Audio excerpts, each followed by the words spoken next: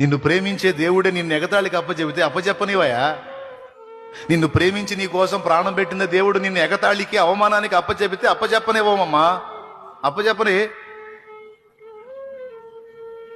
నీకు అవమానం వస్తే ఎవరికి తగిలిద్ది? అది పోయి నీకు హింస వస్తే అది పోయి ఎవరికి తగిలిద్ది?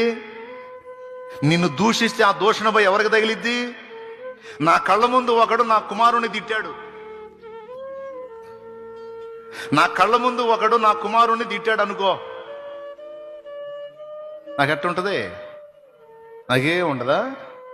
చేంగుట్టినట్టు కూడా ఉండదా? ముందు వాడికంటే ముందు నాకు వచ్చి దావేశం. నిన్ను ముట్టినవాడు నా కంటి పాపను ముడుతున్నాడని ఎప్పుడో చెప్పాడు.